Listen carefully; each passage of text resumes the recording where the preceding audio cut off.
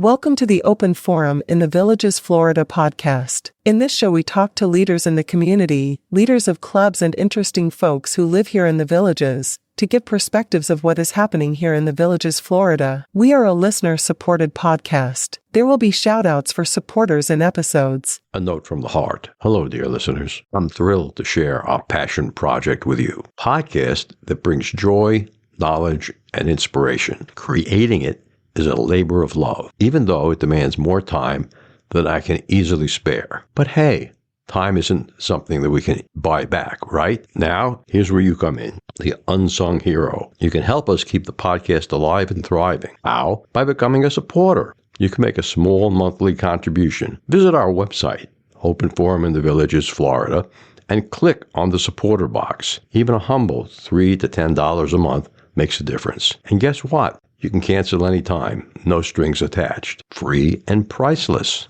Thank you. Your support means the world to us. Stay curious, stay inspired, and keep those headphones on. If you have a book that you would like to turn into an audiobook, let us know via email to mike@rothvoice.com. Hope you enjoy today's show. Today we'll have a really interesting episode. I have 3 of my students in the Podcasting 101 class who've agreed to record their first podcast with us. Each one will have about 8 to 10 minutes, and we'll hear a little bit about each one of their goals, lives, and what's going on here in the Villages. The first one is going to be Alex Lakatos, who's moved here to the Villages, and he's a travel agent. Our second speaker will be Ken Lee, who is going to be running a mastermind group on a national basis. And the third is Rich Radcliffe, who's going to tell us some interesting stories about when he was working at the Coors Brewery in Denver, Colorado in the 1980s. This is Mike Roth on Open Forum in the Villages, Florida. I'm here today with Alex Lakatos. So that's pronounced just like it's spelled. In English it is. In Hungarian it would be totally different. How would it sound in Hungarian? Lakatos. Lakatos. Which actually means locksmith. So it's got a meaning. Okay. Yeah. That's cool. That's cool. Yeah, it is. My family name coming from Germany was Roth apple or something like that. And at customs or Ellis Island, they cut off the apple. It was fine. Alex was a student of mine in the Enrichment Academy course this year, and he volunteered to do a 10-minute podcast with us. Alex, why don't you tell us a little bit about your background? Mike, starting out early, most of my interest was really in electronics and technology, and travel was not a thought at that time. I went to a high school where I learned electronics and eventually ended up going to college, Fairleigh Dickinson University in Teaneck, New Jersey, taking electrical engineering. I graduated with a BS in electrical engineering. First job I got out of school was for a military contractor, designing inertial navigation equipment for a military aircraft. I realized pretty quickly that being an engineer and designing was really not really for me. I saw myself more in a sales role. And as a result of that, I got myself into the computer industry when it was just in the beginning, early stages, working for companies like Hewlett-Packard and Digital Equipment Corporation, selling what was called mini computers at that time. Mm-hmm. No disk drives or any of the great stuff we're used to right now. Ultimately, I left those companies and ended up working for a company called Codex, who was a leader at that time in data communications, allowing remote locations to talk to a central location. After a number of years, I've got to say modestly, I became an expert in the field and I really knew my stuff. I ended up meeting a guy at the company who was hired to sell a brand new product of IBM compatible equipment, and we became friends pretty quickly. Now, unfortunately, the company let him down and did not support that product line, and he ended up going into a business where he resold IBM, previously owned IBM equipment, which was a huge field. And the thing that made it work was that IBM, as long as you had maintenance on your equipment, would maintain used equipment. So it's like getting an old car and getting a new car warranty on it. And so he said to me, he says, why can't you do that with data communications equipment? I had no answer for him.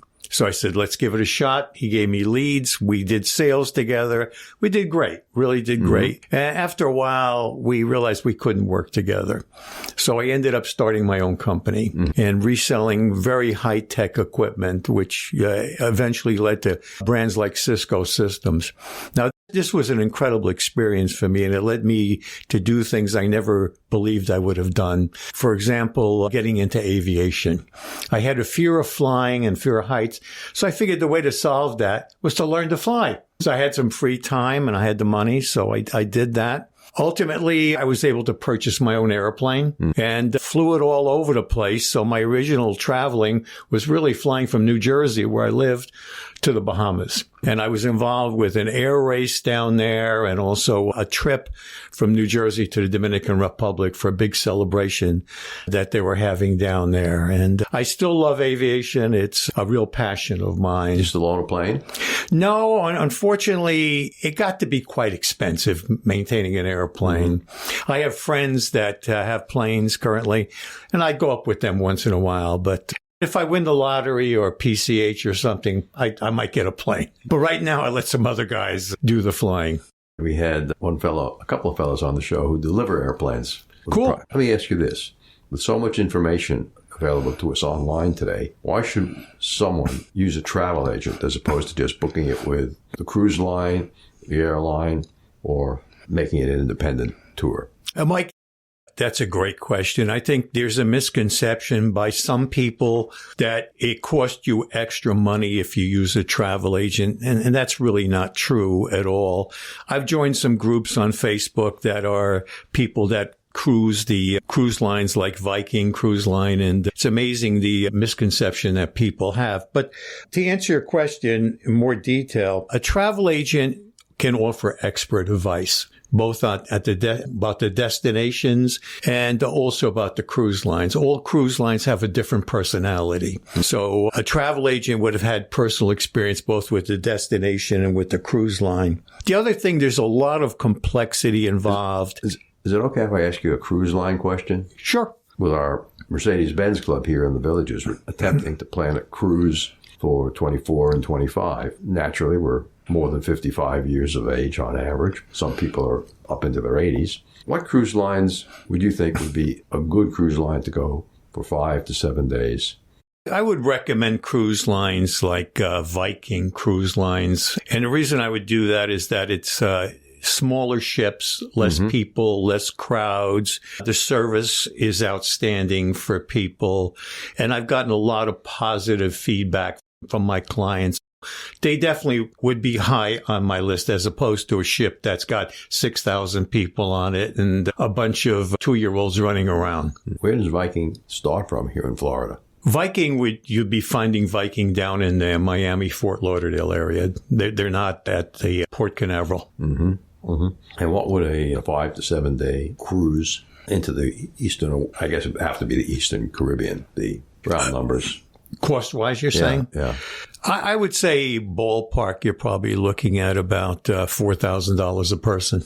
That would be my guess right now. Yeah. Okay. I don't know if I'm going to use that. I think Viking makes I took both of the river cruises and the transatlantic. I went Lisbon to Miami. Yeah, they have both the ocean and the river cruises, yes. The ship is too small for the ocean, in my opinion. They made very small stabilizers. And so any little wave like that, I didn't get seasick, but I found it annoying. But that's another whole story. So, Alex, if someone wants to get a hold of you to talk about using you as a travel agent, how do they do that? There's a couple of different ways. One could be a phone call, and my number is 352-268, or they can email me at alex.com. Alex, was that a cell phone number so they could text you at the same number? That's correct, Mike. Okay, good. Thanks for joining us today, Alex. You're welcome. Thank you for having me. We're going to take a break now and listen to Dr. Craig Curtis. Dr. Curtis, what do you think the future looks like, Alzheimer's treatment here in America? I think the future looks very good. I think that these blood tests are going to make a significant difference in our ability to detect someone who's developing Alzheimer's disease before symptoms. A person who develops memory loss due to Alzheimer's disease, we know that disease actually started approximately 2 decades or 20 years prior. We know that amyloid starts building up for approximately 20 years, 15 to 20 years, which then initiates other brain cells or to die off, essentially, which leads to Alzheimer's disease. So we're trying to remove that amyloid prior to that so we can prevent Alzheimer's disease. And we're also attempting to, once somebody already has the cognitive changes or memory symptoms, we're trying to figure out if reducing that amyloid really slows the disease. We now have, of course, the world's first medicine on the market that is slowing Alzheimer's disease by removing amyloid from the brain. And we're looking at newer, more advanced forms of those medications that remove the amyloid much more quickly in a matter of months.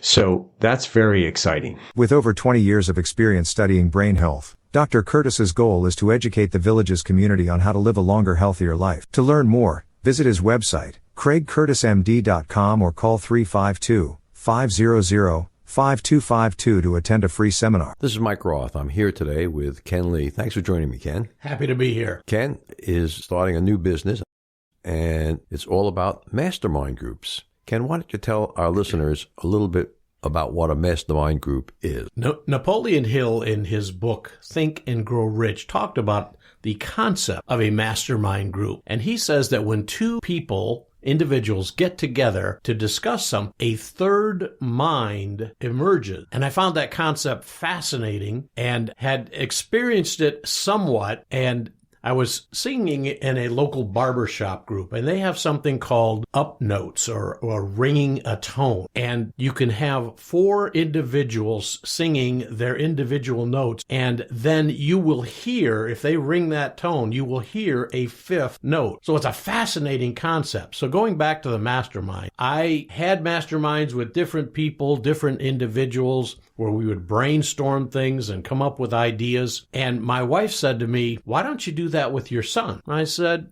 okay. So about a year ago, December, I started a special time with each one of my sons. I have 4 sons. And we sit down via telephone for an hour and I talk about their lives, their work, what I'm doing, hopes, dreams, ambitions. Been going on for well over a year. I have never been closer to my sons than I am right now. And I thought, if I can do this for my son, maybe I could start doing this for other individuals. So there was a young lady who's a real estate broker up in upstate Upper Maryland, and we had done some business things and started talking, and she and I started talking, doing a weekly mastermind. It was beneficial for both of us, and it was very exciting. And so with my son Tim, he is out in St. Louis. He had a coach who was raised by a single mom, did not have a father figure. And the fact that my son and I talked an hour a week fascinated him. So we come down to collaborating, and we're starting a group called American Dream United, and information at americandreamunited.net. And we are offering a monthly mastermind for free, no charge, the 3rd Thursday. And for an hour and a half, we talk about different topics for people who are in business, people who are trying to balance the family life work. They're trying to balance the fitness aspect, and they're trying to balance their lives, because what I have found, I'm 71 years old, and I'm retired, but I have found that there are many people who reach what they think is success in their lives, but they're still missing something, still got a hole in their heart, if you please. And what can fill that hole? I'm thinking, and the way I'm doing things, that significant can do that.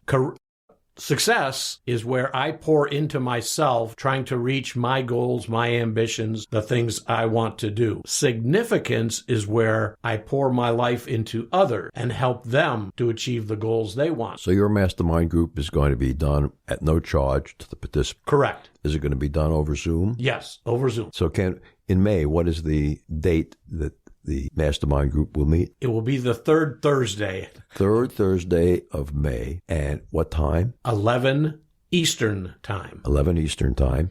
And how do they get a hold of you to gain access to the Zoom meeting? You can get access to the Zoom meeting by going to AmericanDreamUnited.net. That will take you to our Facebook page, give you all the information. You can sign up there and get additional information. I can be reached here in the Villages at beyondsuccess@thevillages.net. Good. That sounds like a great idea. Many years ago, David Sandler forced me to read Napoleon Hill, and in many respects, some of the Sandler management meetings were mastermind group, and so I have a great familiarity with what you're trying to do.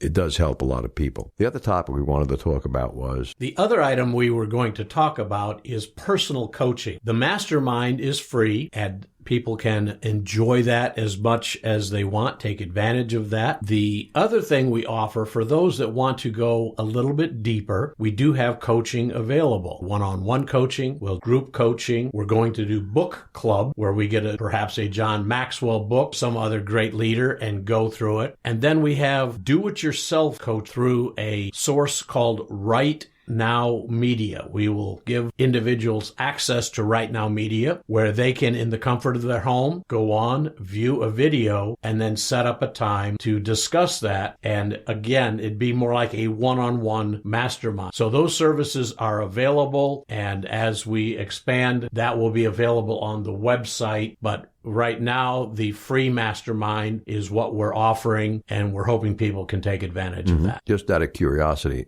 round numbers, what kind of course would it be for someone to participate in the free and then wanted to have some one-on-one coach? We're trying to target $30 a month as a base for people to take advantage of different aspects of that. We're still working through that, but it's one of those things that with the free mastermind and other people available, people can get the help that they desire. And mostly it comes down to accountability. One of the things that my doctor tells me, because I need to become less of the man that I am, lose some pounds, that I need someone to be accountable to. So I have a nutritionist. She encouraged. It's basically the same. Someone is paying her fee, my medical paying her fee. But if we do that in business, then people title. So the prices are all over the place. I know of individuals. I know of an individual right now. He is paying $1,800 a month for personal coaching. Mm-hmm. Now he happens to work for a very large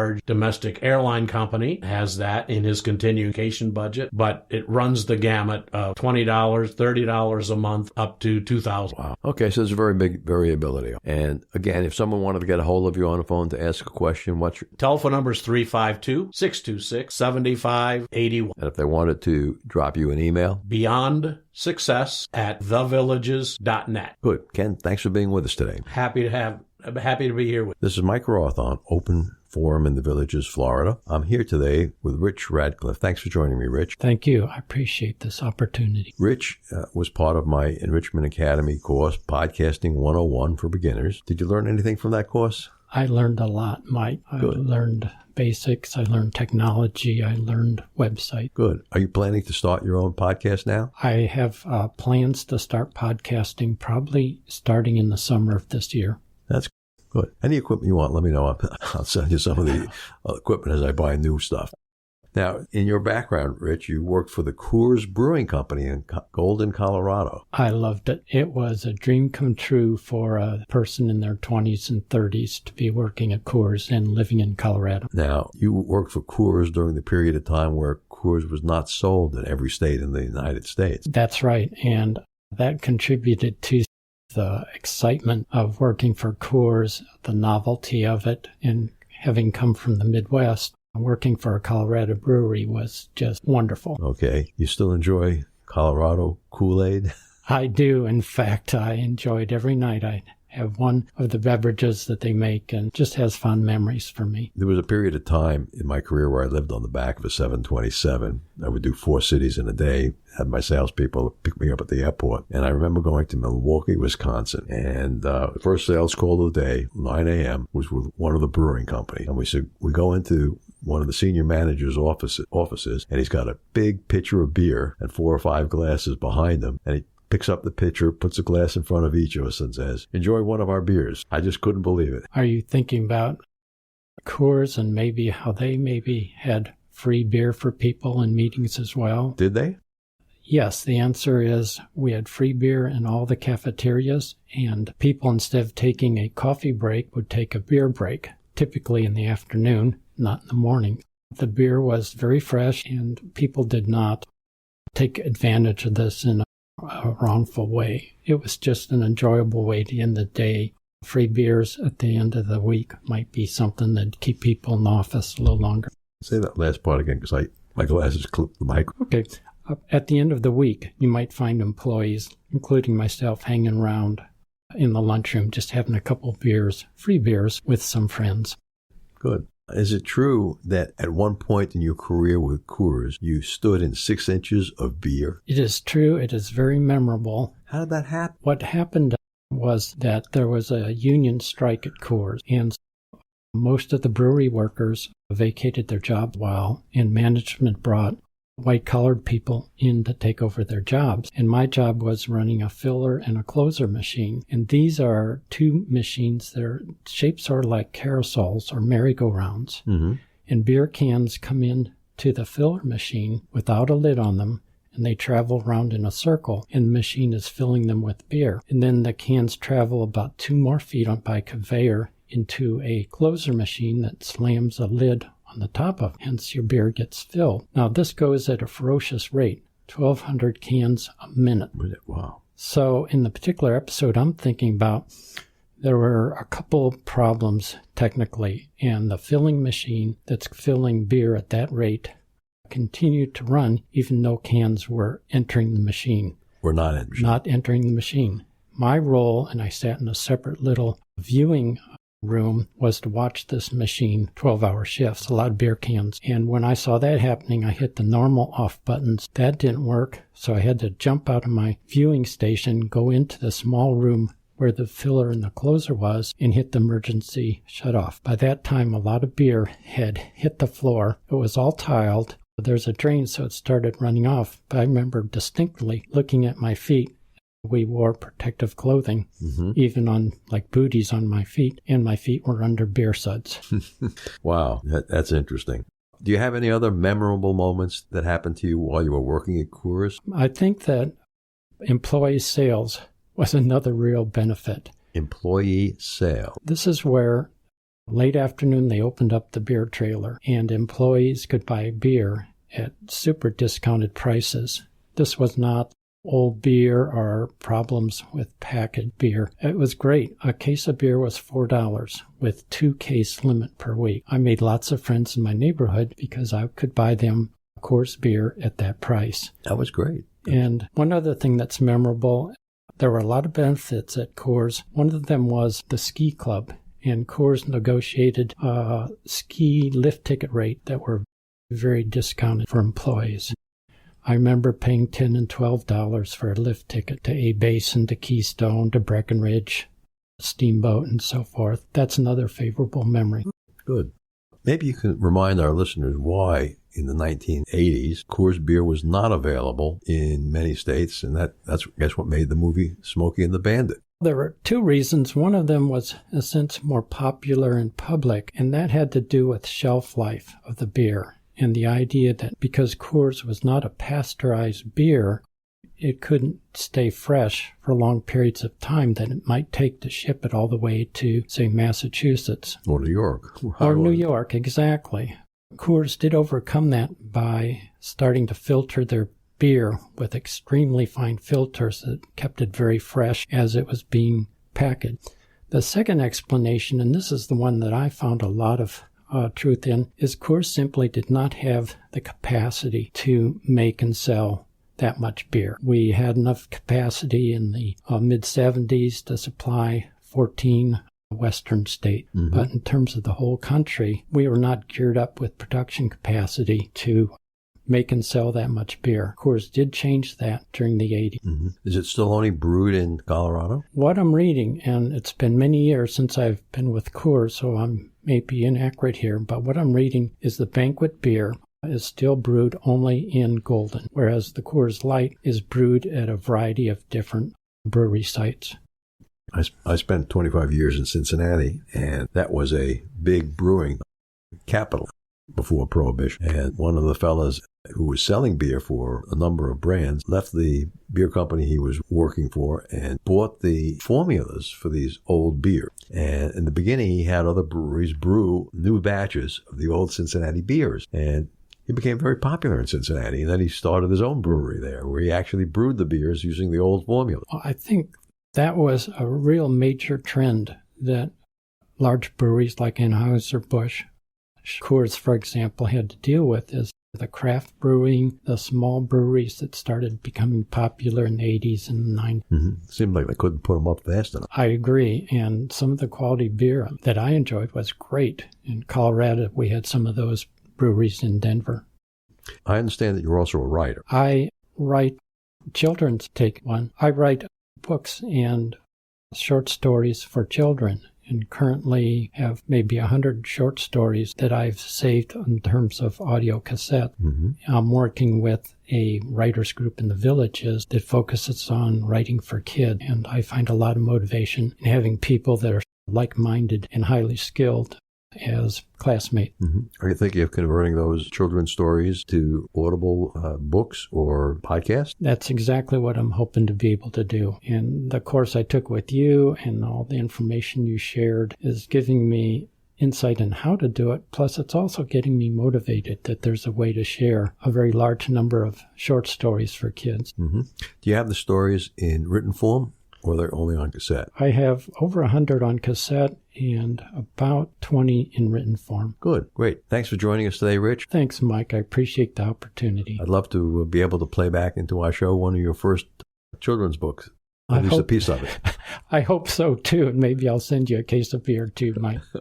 Thanks very much, Rich. Okay. Remember, our next episode will be released next Friday at 9 a.m. Should you want to become a major supporter of the show or have questions, please contact us at mike@rothvoice.com. This is a shout out for supporters Tweet Coleman, Ed Williams, and major supporter Dr. Craig Curtis at K2 in the Villages. We will be hearing more from Dr. Curtis with short Alzheimer's tips each week. If you know someone who should be on the show, contact us at mike@rothvoice.com. We thank everyone for listening to the show. The content of the show is copyrighted by Roth Voice 2024. All rights reserved.